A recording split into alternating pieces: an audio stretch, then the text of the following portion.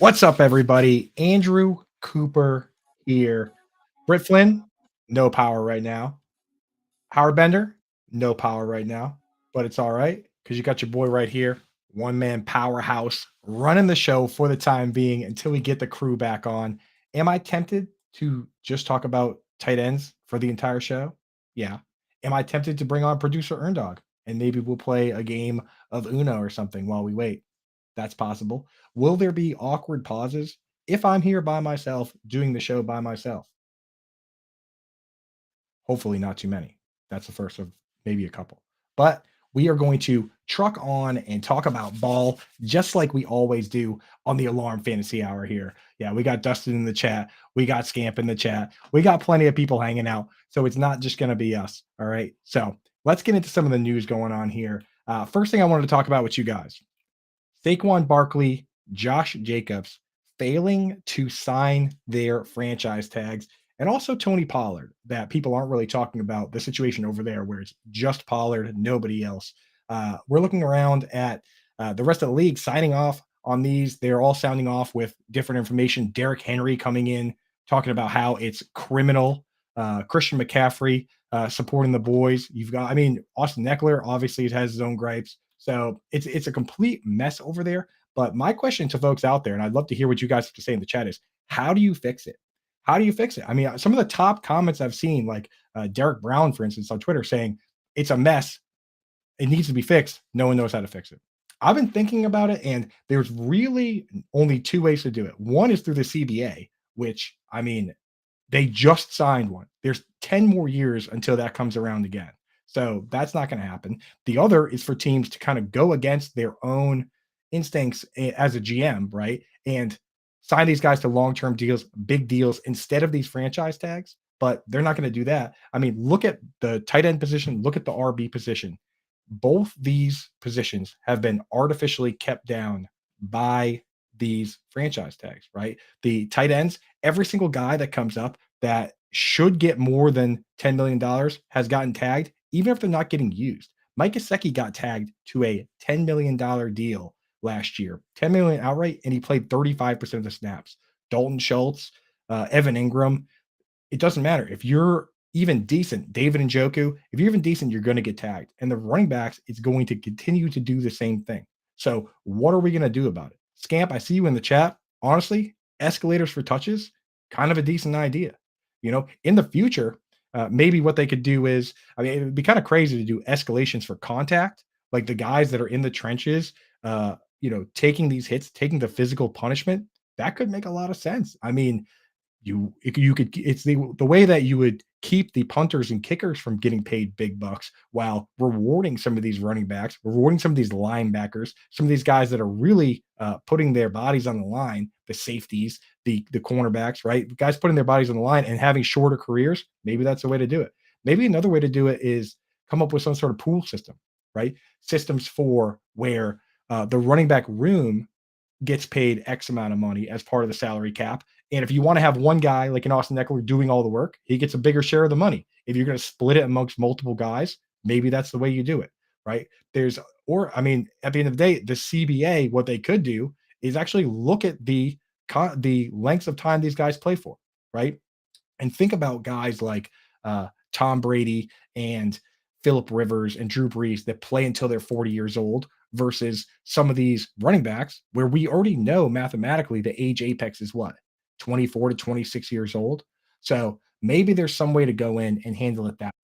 But until they sit down and actually talk to these guys, do the math on and talk to the rest of the league as well. Because if you're one of these quarterbacks like Kirk Cousins making money like crazy, even though you're not carrying a lot of stuff, like why not talk to those guys and say how do we fix it? How do we help?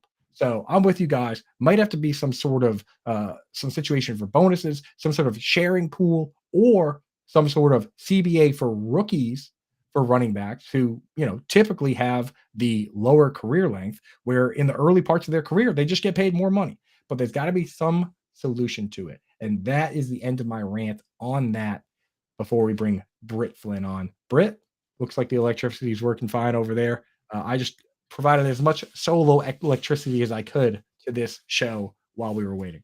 Yeah, sounds like it. You were keeping the fires burning over here. It was great. What did I miss? Just a rant on how to possibly make sure that running backs are compensated correctly. And Dustin makes a good point with snap count, but the problem with snap count that you run into is running backs are going to get smoked on that as well. Like that's the issue with the snap count front is that when you look at linemen, I mean linemen would love that because the vast majority of linemen that start all play over 1,000 snaps. Like all of them. You look at the linemen, they're playing 1,100 snaps. Same with quarterbacks. Honestly, quarterbacks play every snap unless they get hurt or someone else goes in to do a kneel down, or worst case scenario, someone goes out to throw a couple picks and prove that the starter's the starter, right?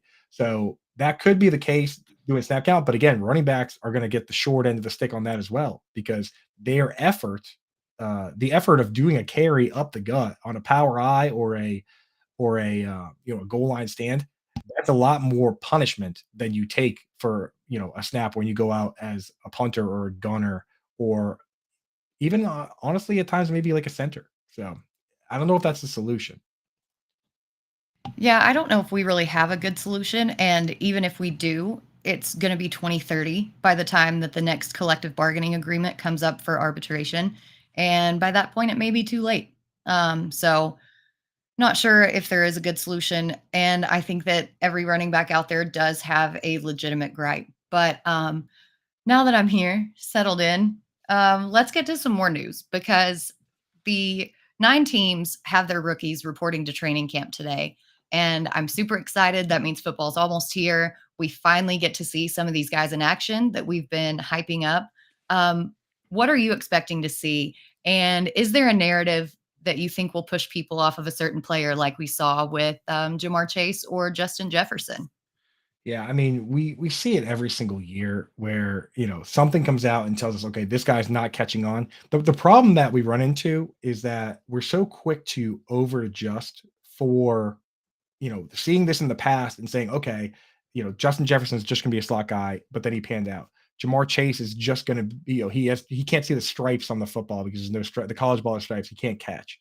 Like the thing about it is that sometimes we do get this news and it turns out to be true and we just ignore that. Like, so it's not really a case of like, okay, whoever there's bad smoke about, move them up because there are plenty of times where it's the other way and they actually turns out to be right. Like when Tavon Austin was a first round pick and they were saying this guy doesn't know what he's doing.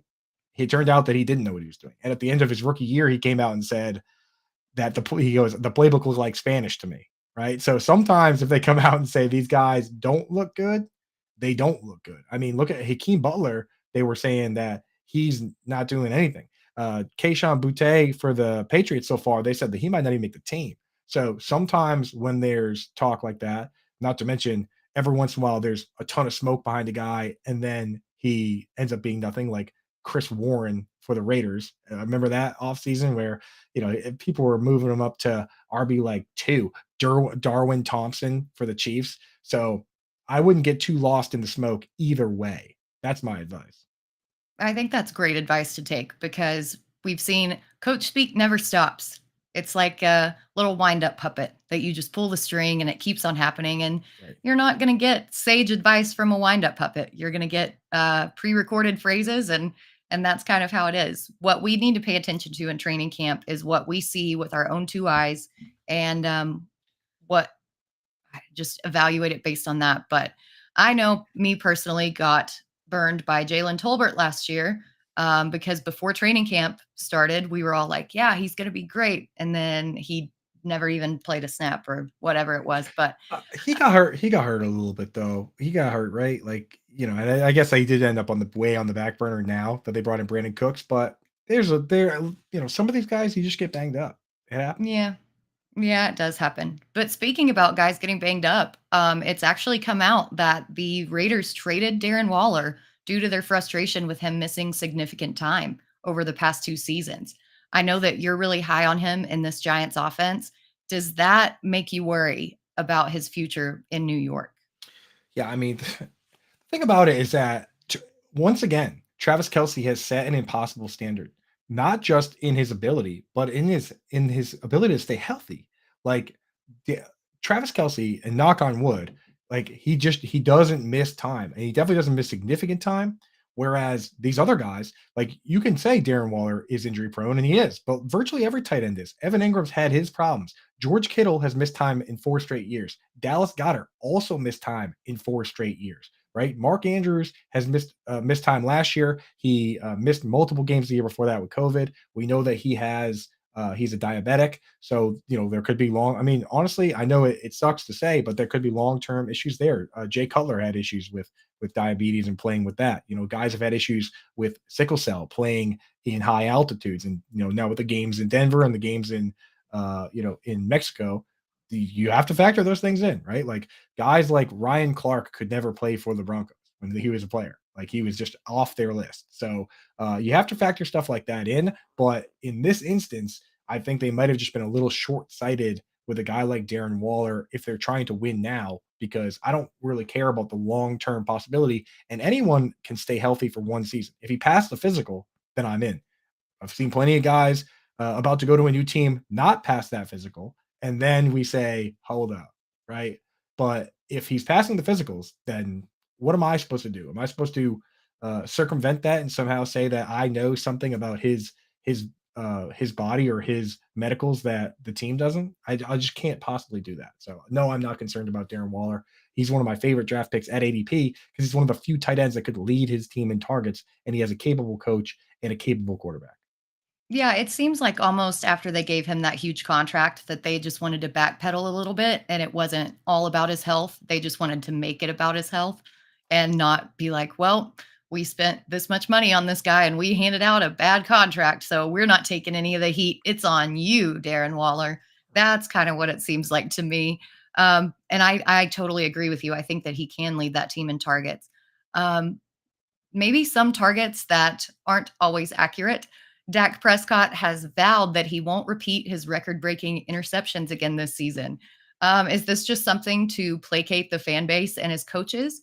Or do you think that he can rebound from a bad season?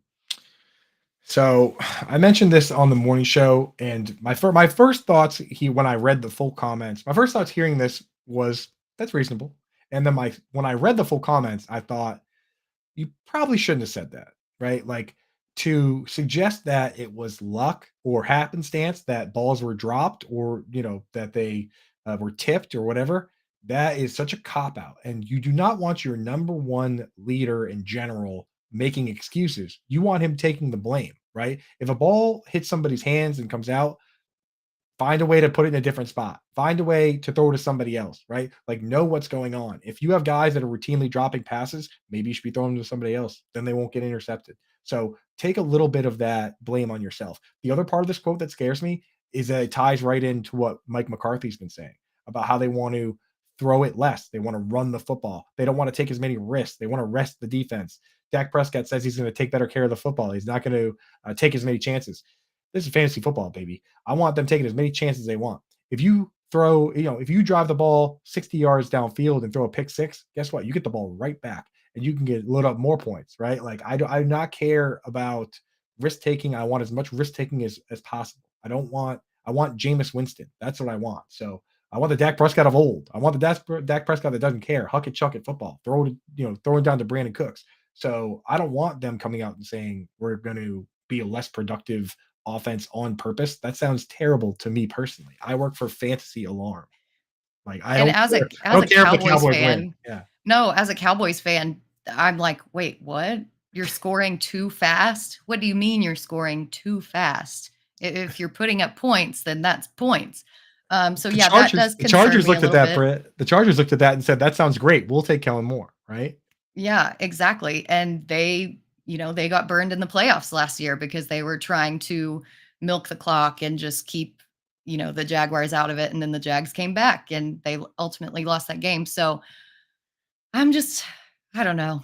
It worries me. Mike McCarthy in general worries me, but we'll get to that later. Well, Um, I'll tell you one thing on that from a Cowboys fan perspective, for your standpoint, is I've actually seen this twice. The coach saying this and the quarterback saying this, and it actually worked out for the team on two occasions. One, Patrick Mahomes, the year he threw 50 touchdown passes, they won 12 games. They went to the playoffs.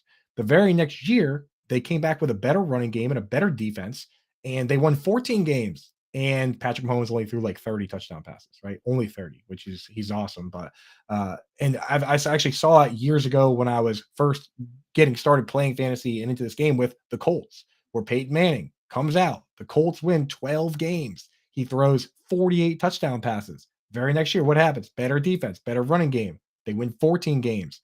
He throws 28 or whatever it is. I don't have the numbers in front of me. But But I'm go ahead. I was just gonna say that maybe for the team, and you can interrupt me whenever you want, because if you never interrupt me, then I'll never stop talking.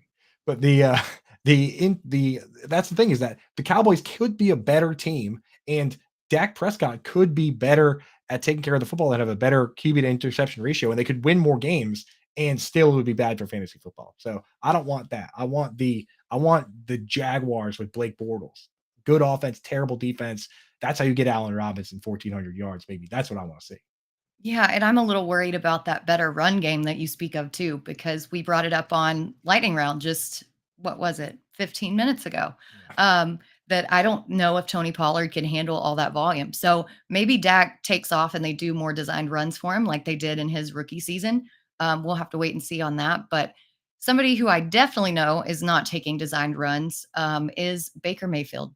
Yeah. And reports from Tampa Bay are seemingly suggesting that he has already won the starting job and that there really is no competition at all.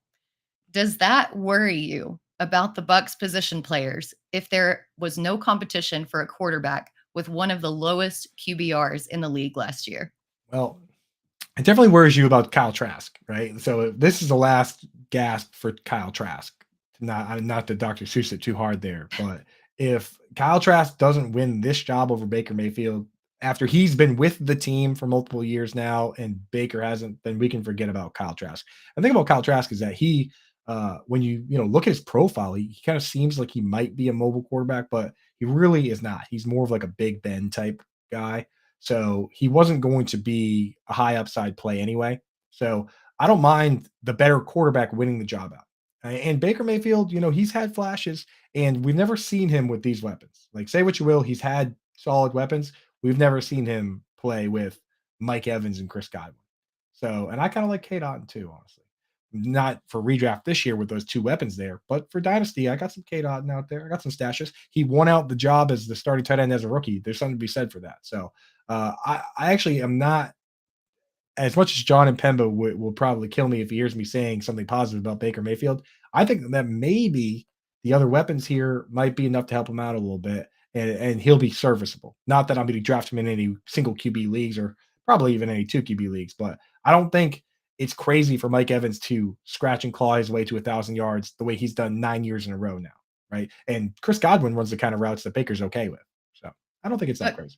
but Kyle Trask also had Kyle Pitts and Kadarius Toney. I mean, he had weapons and put up 4,000 yards. So it's a little crazy to me that after 2 years, entering his third year in this system, that he isn't even in consideration for the job. Well, That's what worries me a lot, we a were lot. all we were all rooting for Kyle Trask We were because all rooting for he you. was you were the chosen one, right? Like he was the mystery. The mystery box is what you want, because when the mystery box wins, you can say, okay, he's at least as good as Baker Mayfield, but what if he's that much better, right? Because that's nice, right? To say that he just flat out beat out Baker Mayfield, you say, okay, well maybe his floor is Baker Mayfield. It's not that high of a floor, but what about the upside? With Baker Mayfield, his floor and ceiling is Baker Mayfield, which kind of sucks, right? So yeah, it would have been nice if Baker did win that. I mean, if Yeah. Trask won instead of Baker. Yeah, well, training camp hasn't started yet, so maybe this is just more coach speak and popcorn headlines, but we've got a lot more to talk about today other than that because, we want to talk about real fantasy stuff. We want to give you some stuff out of the draft guide that you can get over at fantasyalarm.com/draft guide. You can also get a 7-day free trial for our All Pro subscription and 50% off your first 6 months with promo code Howard. And that gives you access to everything on the site. So if you want to listen to us talk about more than just Kyle Trask and Baker Mayfield, there's your sign to do that.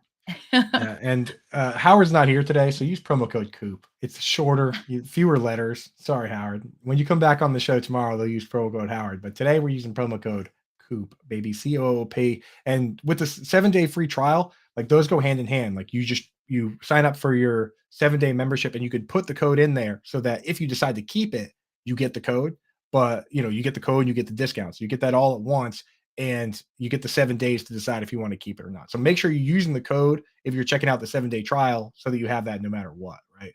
And I'm sure you'll love it. Come hang out with us in the Discord. With the trial, you get access to everything. Bet some baseball. It's let's see, less than 7 days till the NASCAR race. So you get all our DFS PGA stuff, you get the NASCAR stuff. So you can actually make enough money to pay for that membership in the 7 days that you have. And if you don't hit, then you know what? Wait until next year and try another 7 day trial. Yep. And speaking of PGA, Junkies is previewing the Open Championship for golf betting and DFS at 7 p.m. Eastern on Better Sports Network tonight as well. So I know that's a big deal, and we want you guys all to tune into that. But let's move on to some stuff in the draft guide. Let's talk football. We've had so many running back holdouts, and it seems like that's all everybody's been talking about for days and days and days. And you put out an article today, Coop, about Dalvin Cook and his odds, because there are still so many free agents out there in the running back pool.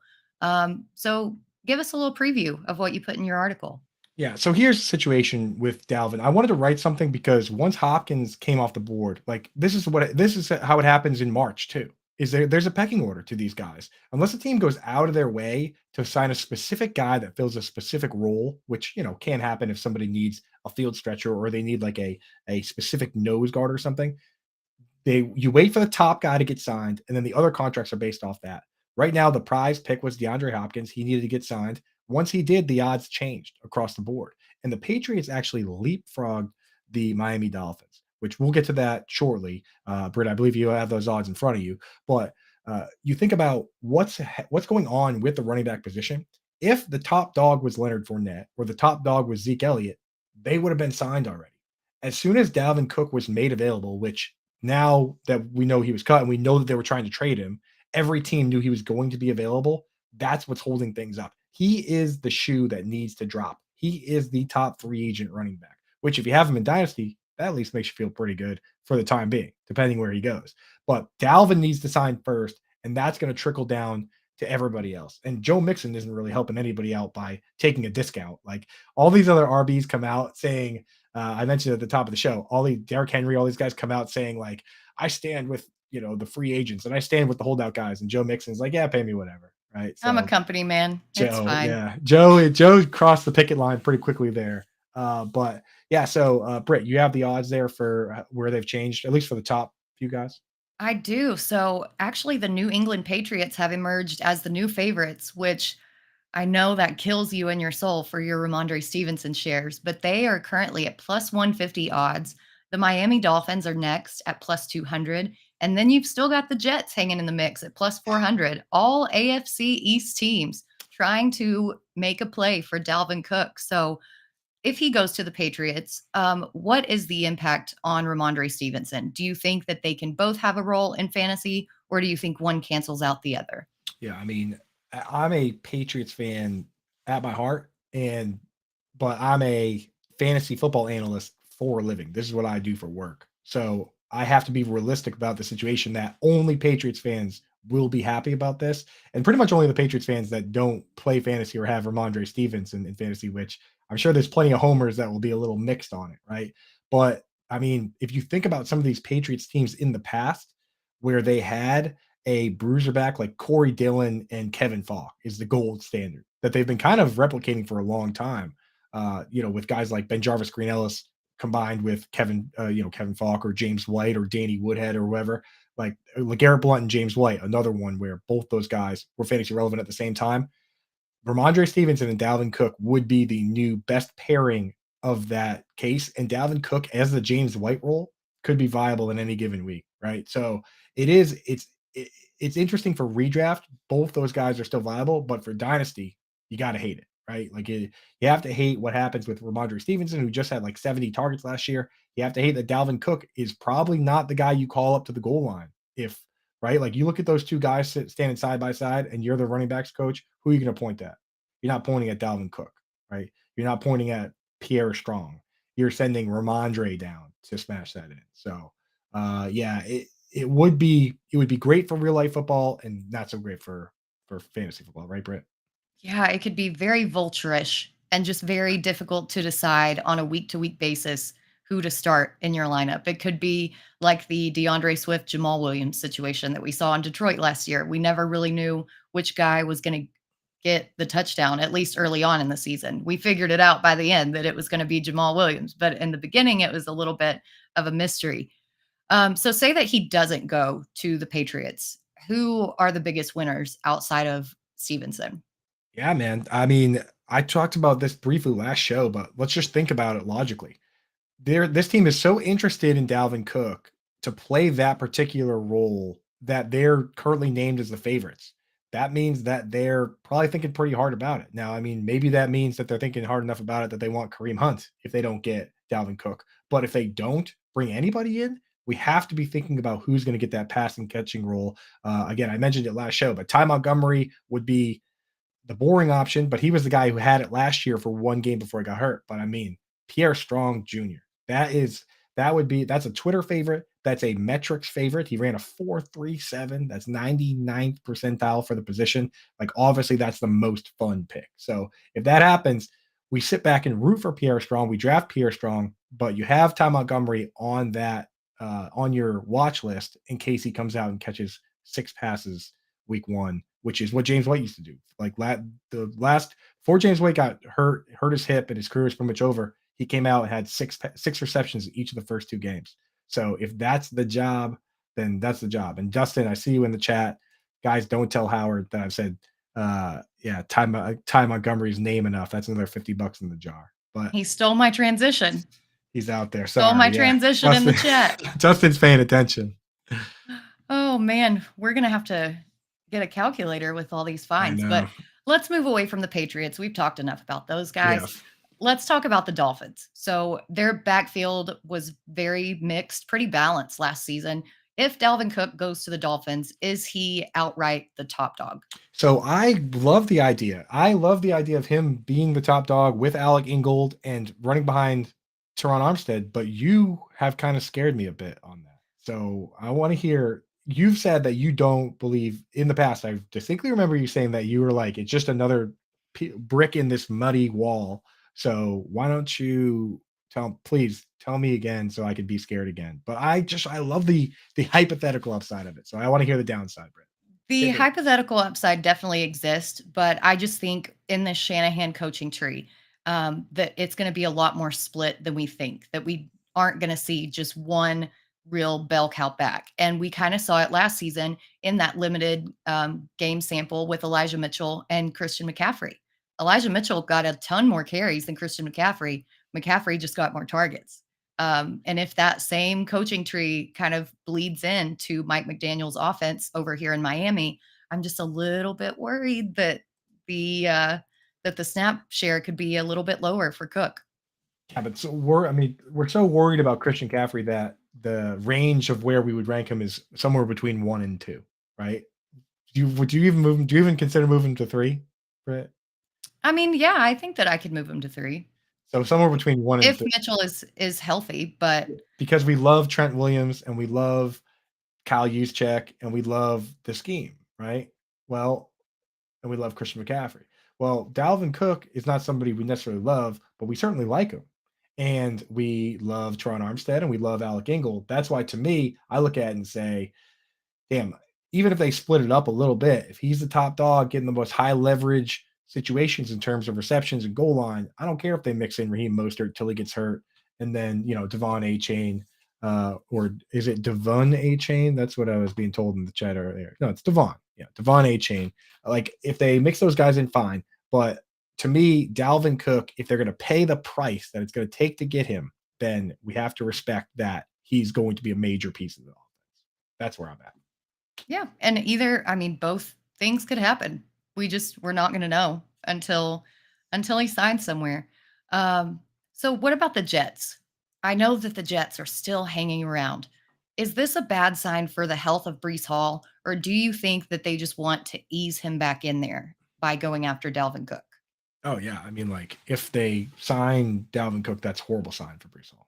It truly is. We probably don't move him too far down in Dynasty, but short-term value matters, right? If you had Breece Hall, you're counting on him to start. If you drafted Breece Hall in early drafts, Scott Fishbowl, where you had to draft him, you're counting on him to be in your starting lineup, right? Because he's going round 2 or 3, usually round 3, sometimes even round 4. But I mean, if you're drafting a player in round 4, if you're drafting a player in round 7, you're expecting that guy to be in your lineup every week, right? So like Brees Hall, where he's going, it would be a nightmare for Dalvin Cook to sign with that team right now because everyone that's taken him up to this moment has said to themselves, I am starting Brees Hall. So that is a very scary proposition. And if they do that, I don't see why Brees Hall wouldn't be a guy that we start treating like Kyler Murray or Zach Ertz or Javante Williams, where we say, okay, Mhm. now they've made other plans. They've actually made grander plans. I mean, it would be very scary. And it would obviously vaporize the rest of those guys over there with the little hope that was left for Michael Carter. Michael Carter would be getting beat up worse than DeAndre Swift this offseason or, in the last couple of years if they go Brees Hall and Dalvin Cook. But people also like Bam Knight. They like Izzy Abanikanda. Like all those guys would be pretty much smoked. So and also I'm a Patriots fan. I don't want him to go to the Jets. Well, the crazy thing is that Michael Carter was, ahead of Javonte Williams when they both played together in North Carolina. And now he's just, like you said, kind of been vaporized. Even if, they don't sign Dalvin Cook, it's kind of interesting how that backfield is shaking out. There are a couple more teams that are long shots. I mean, big odds. Commanders, Cowboys, Broncos, Giants, Bills, and Raiders, all at plus 1,500. And then the Bears are in there at plus 2,000. What's your favorite long shot team? And do you think any of these teams actually have a legitimate chance at getting Cook? Yeah, I like to think about it in terms of like what's a realistic narrative and what is a less realistic narrative and what's pushing these teams up the board, right? So like with the Cowboys, Giants, and Raiders, it's obvious that the potential holdouts are what's pushing things up. But I personally don't feel that's too realistic. Like if the stories are true, like for instance, the Giants at plus 1,800 on there. If the stories are true that the Giants wanted to pay him 13 million and Saquon wanted 15 million, and that was the difference maker. Do you really think that team would turn around and be willing to pay Saquon 10 million and then also pay Dalvin whatever he wants? Right? Like that, it just seems like a ridiculous use of resources to turn around and also sign this other player and basically slap Saquon in the face or slap Josh Jacobs or Tony Pollard in the face that way. So those teams I rule out. The ones that are realistic to me are the Broncos, right? Because Javonte Williams is hurt. And it's the same reason we say that he might go to the Jets. And that if he went there, everyone would turn around and say that makes sense, right? And then the other one would be honestly the Commanders, where I'm probably not going to sprinkle any money on them, but just the fact that they're being considered there uh, when all the other teams have a definitive narrative there, and we do have a coach, Ron Rivera, that used to coach Christian McCaffrey and knows how to use these 2B guys. They have Eric Bieniemy now, like, and they clearly don't like Antonio Gibson. I'm not sure what Antonio Gibson did along the way, but he's been in the doghouse like crazy. And Brian Robinson, as good as he ran the ball, he was kind of useless in the pass game. So I don't think it's crazy for him to go to the Commanders either. But the Broncos is where I'd put my money if I was going to bet plus 1,500 because if we're talking about Brees Hall and Javonte Williams, Javante's hurt worse than Brees. So why am I going to bet, plus 400 on the Jets if I get plus 1,500 on the Broncos? Yep, What do that's you think, very Britt? true.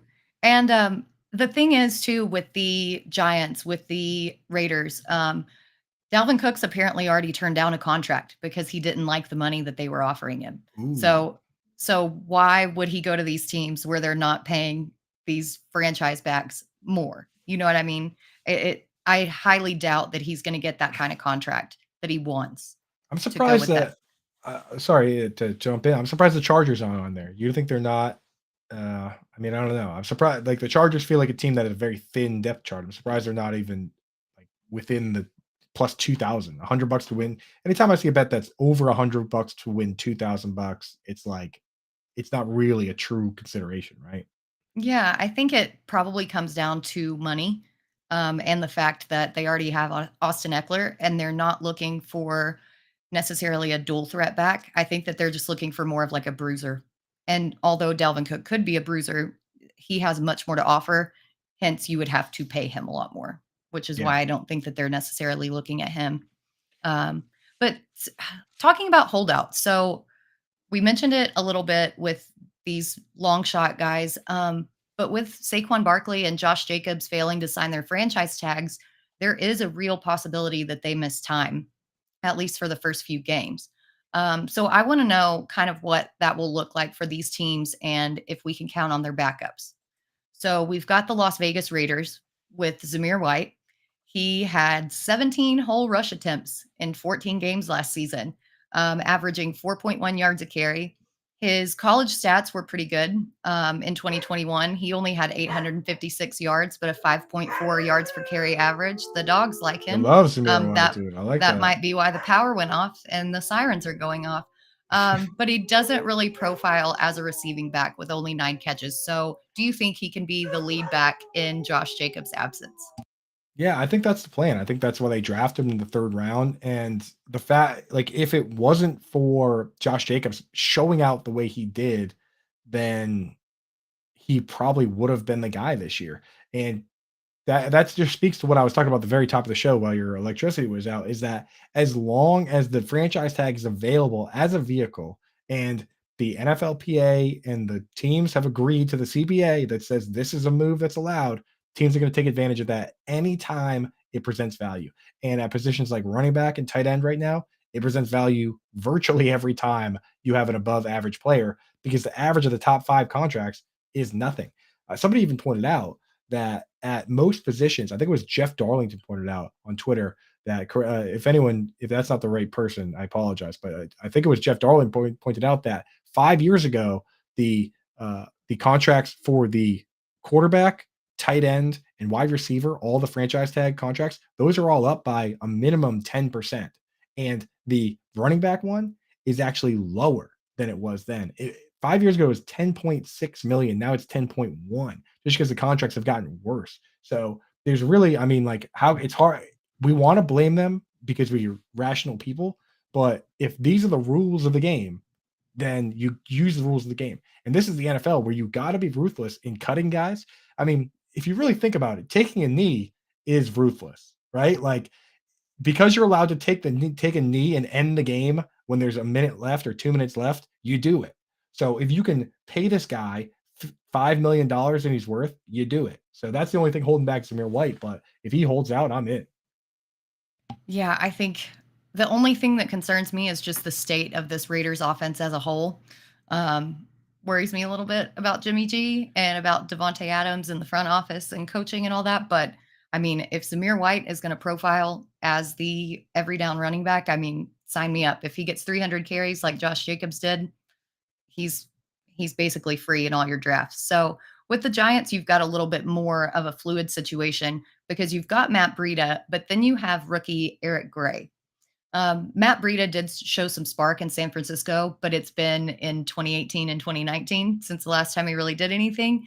But Eric Gray's interesting to me because he had a 6.4 yard per carry average on Oklahoma last season, and he finished with over 1,600 scrimmage yards. So I think that he's the guy I'm looking at to take over in the event Barkley holds out. Do you have any strong feelings one way or the other on either of these two guys? I mean, to be honest, last year Matt Breida looked good. When anytime Barkley came out, Matt Breida, I remember distinctly one game, there was a drive where Barkley got like a pinched nerve in his shoulder, and Matt Breida went out there and pounded the rock, and they went from the 25-yard line. I think they only passed one time, and Breida punched it in. And he's faster than people think. Runs like a 4.44, so he's like 90% out of speed. I know that like we always want to gravitate towards the shiny rookie. And obviously, just like we're talking about with Kyle Trask and Baker Mayfield, the upside for Eric Gray is higher. Just the unknown is higher. But I think they re-signed Matt Breida for a reason. And I honestly, if Saquon Barkley holds out and I got to put Fab down, I know people are gonna be going for Eric Gray. I'm going to be going for Matt Breida. I think I can get him. I think I could honestly get him cheaper than what it costs to get Eric Gray. And you're getting at the very least, you're getting a coin flip on who the guy is going to be. But I will admit that I mean, all I have to say is rookies shiny. Rookies shiny. Yeah. It's true though, and I think that you make a very good point about the older, more established running back because not only does Breeden know the system, but we've seen rookies struggle in pass blocking. And that's one thing that you've got to be able to do if you're going to be on the field and take snaps. So it could be very interesting. Can I make But one point on pass blocking that I've had this discussion on Twitter, and you can't have it in the number of words you're allowed on Twitter, right? So people say to me, they say, "Oh, this guy was a good pass blocker in college, and he graded out well in college, and he played all the pass snaps in college." Well, some of these college offenses not only aren't the same as the ones in the NFL, but they're a very dumbed down version of it. Like sometimes the pass blocking schemes in some offenses work the way that you think they would, where the back is back there and their responsibility is whoever's far lined up to the farthest to the right or whoever blitzes. Like sometimes that is the scheme, man, one man on man. But some of these slide protections and stuff, you're doing math in your head. I've seen videos of uh, Marshawn Lynch counting and pointing and picking up crazy and the guys on the line changing where they were lined up right before the snap, and Marshawn still picking it up because no matter what he sounds like or his interviews and stuff, that guy is very smart and he's very football savvy for sure. A guy like Anthony Sherman that played fullback for the Chiefs for a long time, very smart and very good at that. Kyle Juszczyk as well. So it's not just a matter of his grades in college were good, so now he's good at it. It's a matter of learning the new scheme.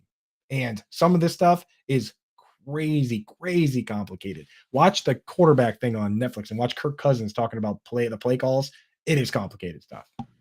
yep, or Cooper Cup after any single game, getting interviewed on the sideline. It's if you don't know football like in depth, it's almost like he's speaking another language. Yeah, it's crazy. But do you think I want to talk a little bit before we move on to the newest draft guide article about the implication on sports betting and fantasy, because I think that these holdouts are really bad for these industries. So for example, it's pretty much skewing the sports books already.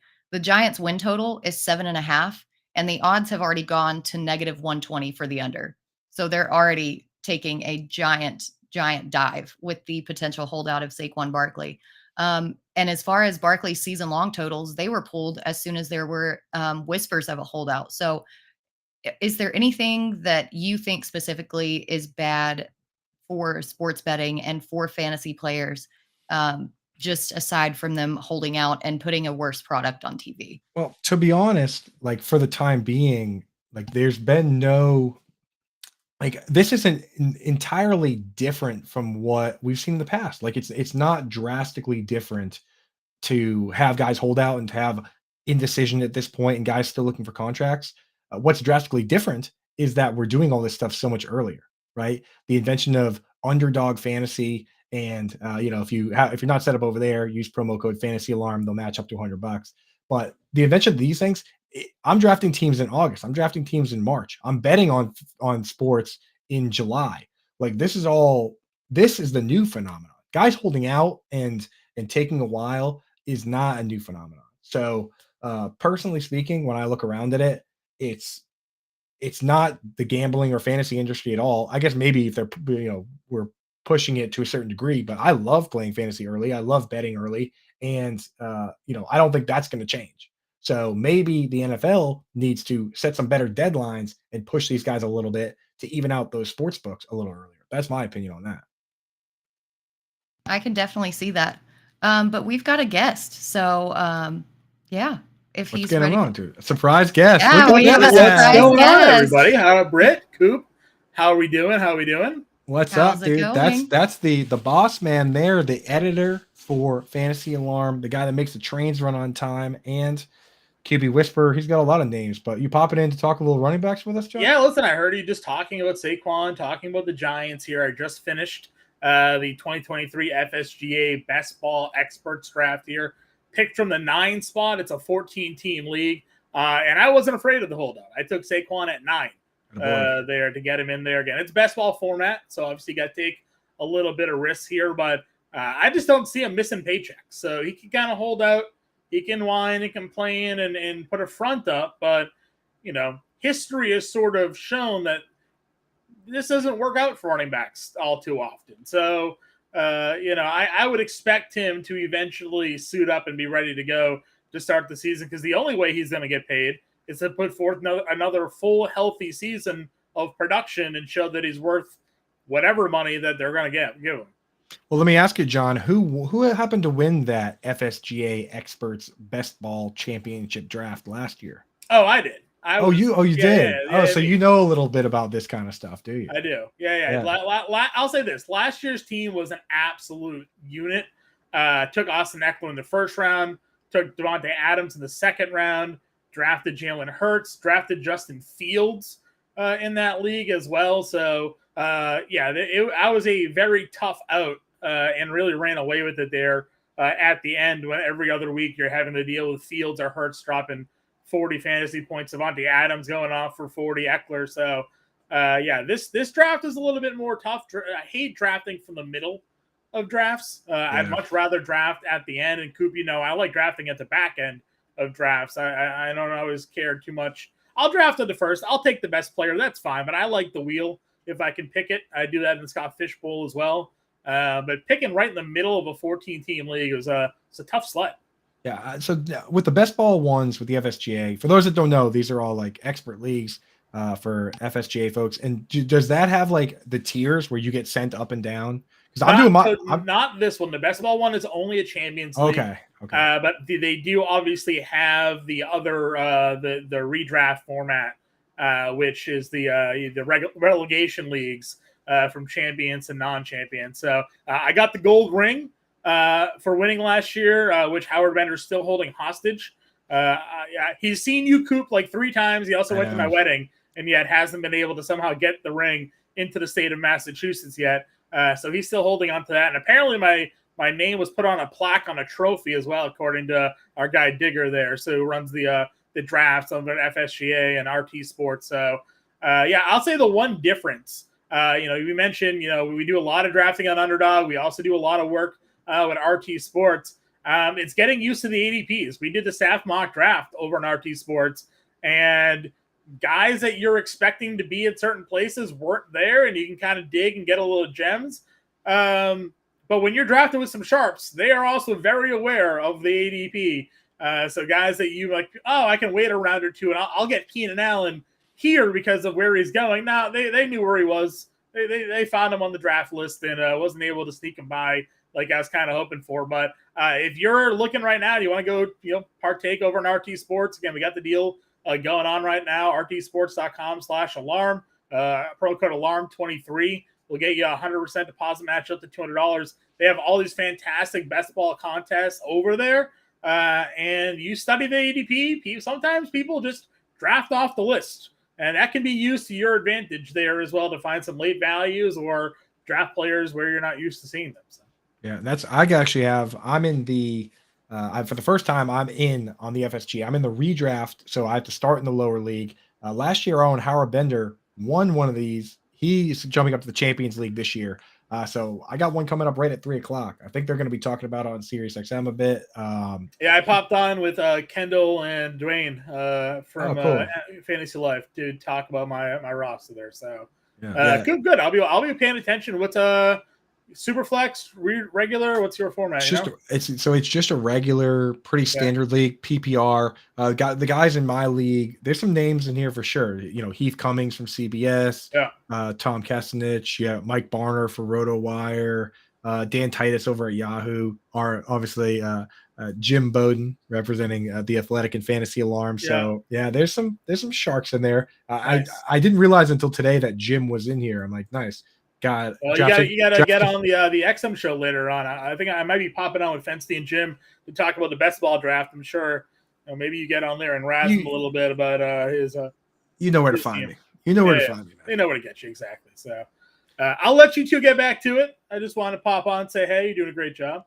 Thanks for popping in, I'll champ. Continue to enjoy the show. Have a good afternoon, guys. Thank you. Good luck on your draft. Bye. Best FSGA best ball champion. Yeah, honestly, I'm glad he popped in because they wanted me to log in. I'm now officially logged in, ready to go for that. The moment we finish here, I'll be popping over doing that, and those results will be posted so you can check it all out. And make sure you're signed up for RT Sports, as John said. It's a great platform. I find the ADP is kind of in the middle between some of the other sites. you get an honest look at it. And they've got some contests over there that, they got $35 $25 best ball championship where you can win $25,000. They have a $300 high stakes one where you can win $500,000. And with those, $300, winner gets 500,000. There's not that many teams in that. And if you win your own league, just your own 12-team league, you win $1,600. So it's like, if you're good enough to win just your own league, you would get 1,600, and then you get entered into the postseason tournament where you can win 500,000. So if you think you're good at it, RT Sports is the place to check that out. Yep, for sure. They've got some good stuff going on over there, but we're getting kind of up against it. And I do want to touch on this draft, the newest draft in the fantasy football draft guide over at Fantasy Alarm. Howard Bender's coming out with all the coaching systems for every division in football. And yesterday he put out the NFC East. So we touched on it yesterday, why coaching systems and schemes are so important. But the short answer is that it just helps you draft better. Knowing personnel and systems gives you the best chance to draft a player who's on the field and gets targeted. So I'm going to ask you a few rapid fire questions here, Coop, about these systems and schemes. Do you think the Washington Commanders can properly execute a West Coast offensive scheme with their current personnel and Sam Howell under center? So I think they can. And the thing is, I would actually go as far as say they did a great job of bringing in Jacoby Brissett, because these two players are fairly similar in Sam Howell and Jacoby Brissett, where they are, when you look at them, their profiles on like Player Profile or one of those sites, Raz Score, you're not going to be impressed, right? Like Sam Howell didn't run at the combine, but he's not particularly fast. What he is very decisive when he runs, and he can make the most of space. Same with Jacoby Myers. So these guys are both capable of 250, 300, 350 rushing yards. They're also capable of punching it in the red area if they find a hole. I mean, we watched Sam Howell did it against your Cowboys last year, where he saw a path to the end zone and he didn't hesitate and he took it. So it's entirely possible that they can do their best to fill into a West Coast type role, but none of these guys are Patrick Mahomes. So we're going to get to see Eric Bieniemy for the first time, which people have been clamoring for, right? Everybody, his own coach, Andy Reid, all these people have been saying, why isn't he getting a shot? Well, now he's getting a shot, and we'll get to see what he can do. The good news is that he's going to be with two veteran, they have a lot of veteran coaches on that staff. Ron Rivera has been around for a long time. Defensive coordinator Jack Del Rio has been around since he were allowed to wear a suit on the sidelines. So, these guys, it's a pretty good staff. And I think that the offense will be interesting, but I personally just don't love Sam Howell. And I've made that pretty clear on Twitter. And every time I tweet about Sam Howell, people get very upset. So I'll leave it at that. Yeah, I think, we're all worried about Sam Howell, but Patrick Mahomes' stat line last year with Bieniemy was a little bit misleading, because he was second in yards per attempt, but he was only 23rd in air yards per attempt because of the ability of the receivers to gain yards after the catch. And that West Coast style offense is kind of about the dink and dunk to set up the longer pass. So I think that if Sam Howell can embrace this dink and dunk system, that it may work kind of well with the skill set.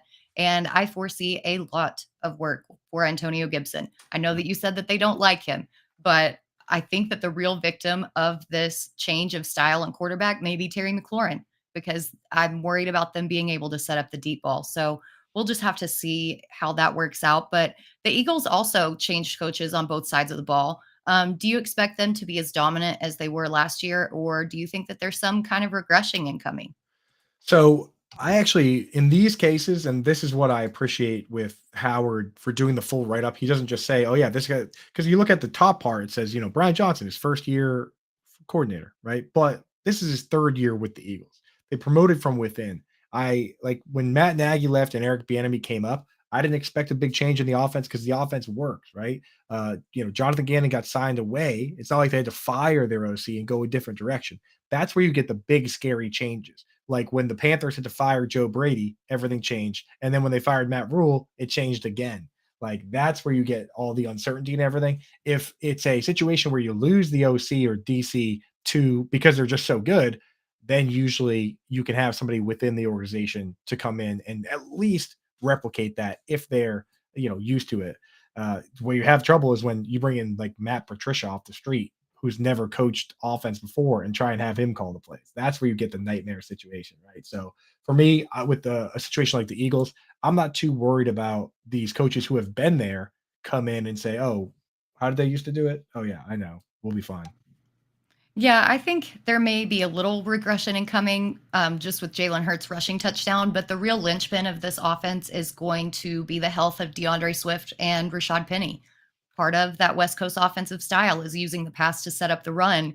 And if the defense doesn't respect the run, it's going to be kind of hard to set up the pass. So, going to be interesting to see how that turns out. We've got time for one more quick hit. So we touched on this during the news segment, but with Dallas switching from a traditional West Coast offense to a timing system, does this offense struggle? No, I think that I think they're going to be like the guys that we think are going to be good are going to be fine. Like I'm still drafting CD Lamb. I kind of like Brandon Cooks in this particular system, the Air Coryell. It's a just a hybrid version of the spread offense for those that don't know. It was founded by Don Coryell, who used to coach the Chargers. And the spread offense goes all the way back to the story. I know we only have a minute. I wish we had longer. But the spread offense, it's funny. It was invented by this guy in high school that had all these tiny like misfits as his team, like these tinier kids. And to beat the bigger teams, he invented this new offense where you just take all these little guys and spread them all out and have them run all over the place. They called them like the Mighty Might offense or whatever. That was the invention of the spread offense. As crazy as that sounds, because this team, despite being smaller than everybody else, found a way to make it work. So that's why, if you think about how this originated, guys like Brandon Cooks, that might not be huge, this plays to their strengths, the timing and the separation and spreading everybody out. So it will be interesting. I just worry that the coach doesn't want to throw. So if the coach doesn't want to throw the ball, the head ball coach, Mike McCarthy, then he's the one that makes decisions at the end of the day. Well, I love hearing your thoughts on that as a Cowboys fan, but that's it for our show today. Make sure that you guys buy the draft guide, go over to fantasyalarm.com/draft guide, check out the coaching systems, the cheat sheet, or buy our all pro package. Use promo code Howard or Coop for 50% off your first 6 months and get a 7-day trial. Also, tune in to Tour Junkies previewing the Open Championship for golf betting and DFS at 7 p.m. Eastern on the Better Sports Network. And we will see you guys tomorrow.